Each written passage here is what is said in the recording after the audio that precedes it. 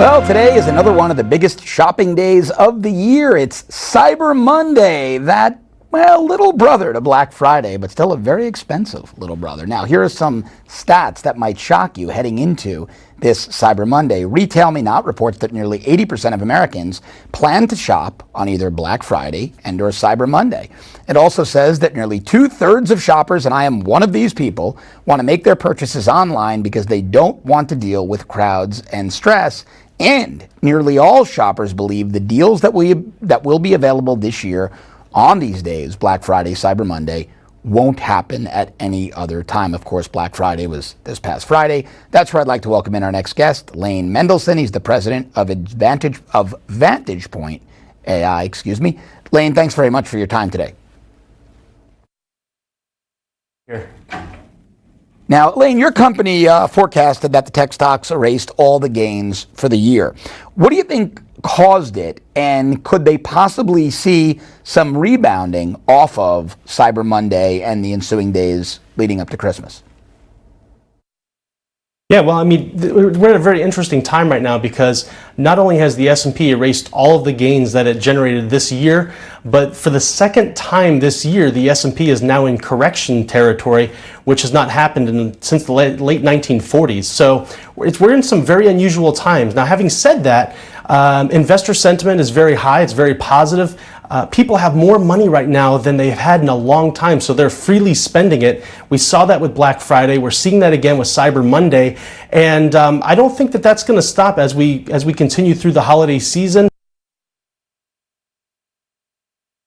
We know that the third Saturday of December is a big retail spending day, and of course the Sunday before Christmas also a big spending day, and we're already seeing the effects of this happening in the retail stocks today. But as you mentioned, there were signs of this much earlier. Our artificial intelligence forecasting technology, VantagePoint, did start showing signs of strength around November 20th.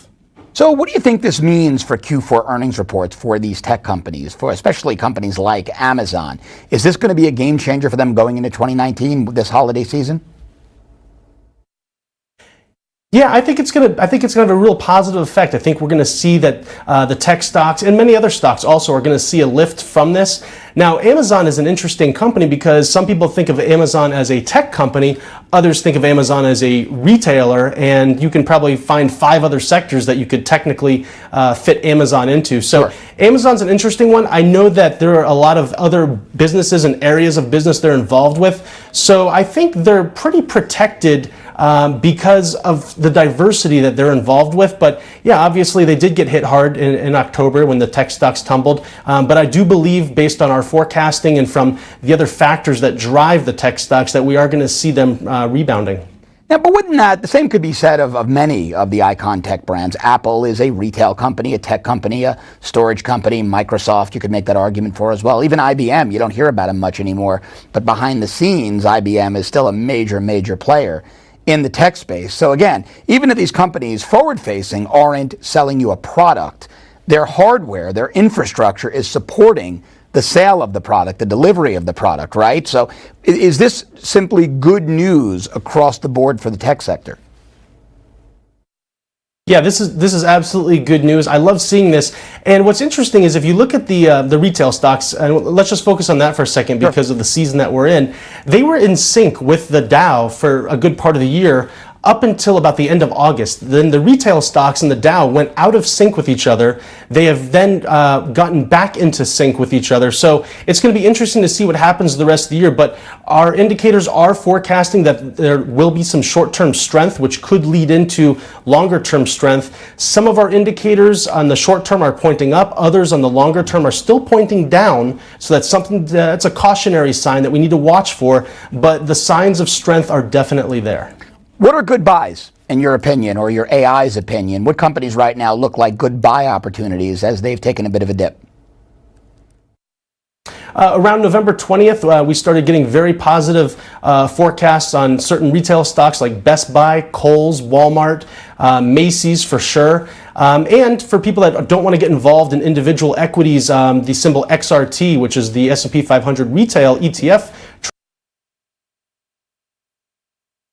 stock, is we again on November 20th we got a forecast that one would start going up as well. It had gotten hit pretty hard, but we're definitely showing signs of strength and forecasting that one to go up as well. So that's definitely one to watch. And then generally looking across the board, we have an artificial intelligence screener which scans through thousands of stocks each day. But there are certain sectors that are ripe right now, and tech is absolutely one of them that is being indicated. Lane Mendelsohn, VantagePoint AI. Great information, Lane. Thanks very much for joining me.